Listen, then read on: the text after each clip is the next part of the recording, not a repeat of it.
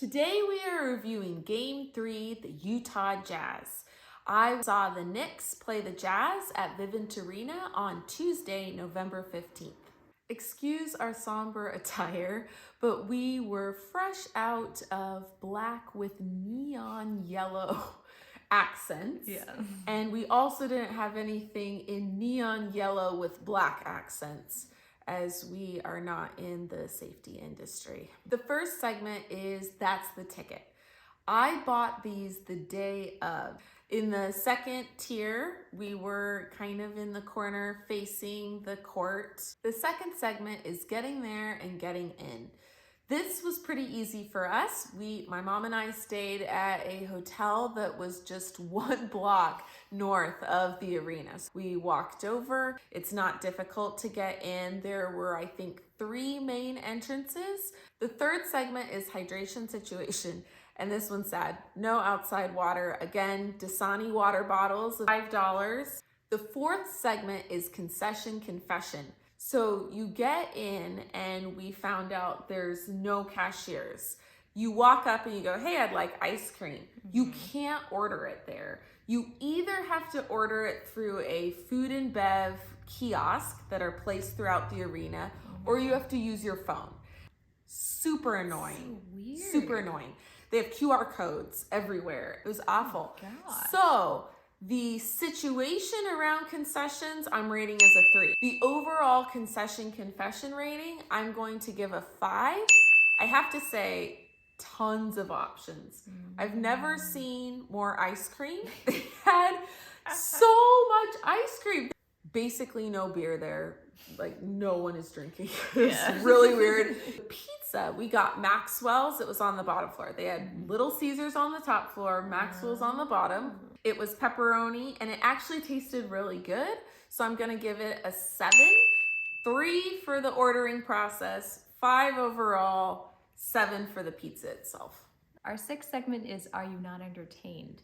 I actually got to watch this game on League Pass. Watched it from the Jazz broadcast, so I got to see like the commentators and then like the halftime show and everything. I didn't actually see the hype video, but I did see them introduce the starters, and it definitely felt like people were into it, I guess. I thought that, I agree.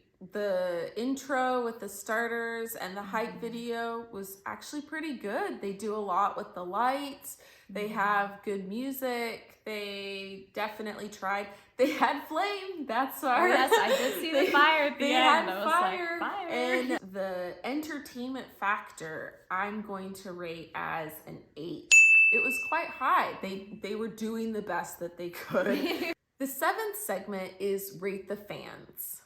When we got there, we were seated 15, 20 minutes before tip-off. It was a ghost town. There's nobody there. Nobody. The game started, and I would say it was maybe 30% full, just strange. empty. Muted cheering. I'm giving the first quarter fans a 4 rating. I felt it was subpar. You can't give a 5. Like, they could be there. But I have to say the fans started showing up between kind of the end of the first quarter, second quarter. I was pretty surprised. We got to probably 80% full in the arena at the end. It sounded loud. At first I was like, is anybody there? Yeah. I don't see anybody. Yeah, there was no one there at first. Yeah.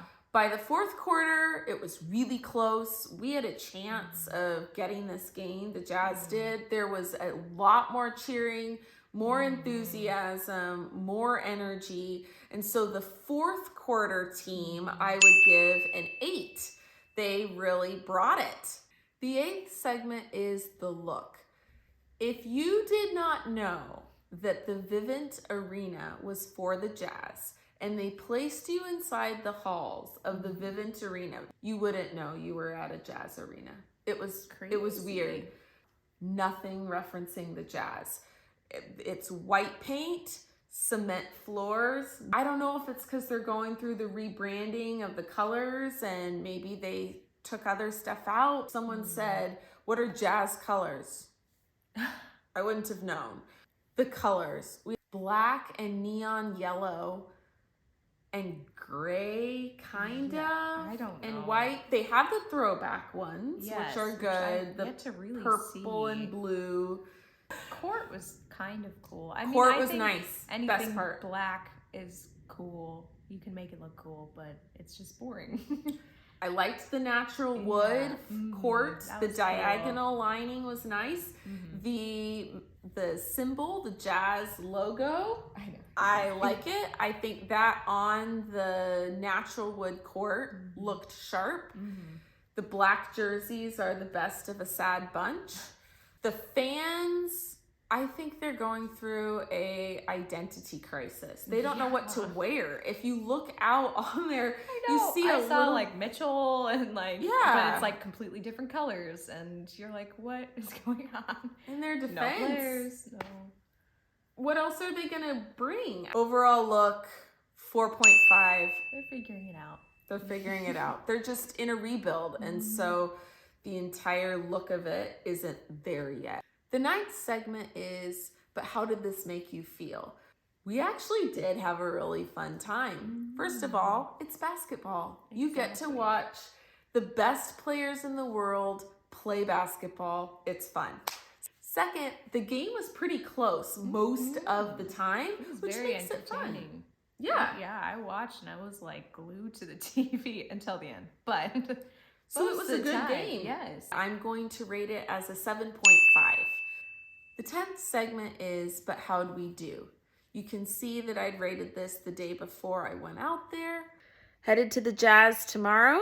I'm going to go with 6.5. The Jazz actually did a bit better than I was anticipating, so that was a happy surprise. And we did really have a fun time and a pretty close game. Last segment is Bekah's breakdown and Emma's emotions. I will share my emotions. I'm so bad. We love to hear We it. love my emotions. We really do. Okay, I guess the first emotion was happiness because I actually got to watch this game. The audio was good. I got like some of the experience I was able to kind of share with Bekah. We were texting back and forth. The whole we game. thought, yes. And then stress because it was a close game and I really wanted them to win. And then I guess the last emotion is sadness because they lost. It was a sad way of losing. And I wanted to see Lauri Markkanen do better. He kind of had an off game. So that was a bummer. But yes, those are my emotions. Bekah's breakdown will be about something that I observed at the game, especially during the first half.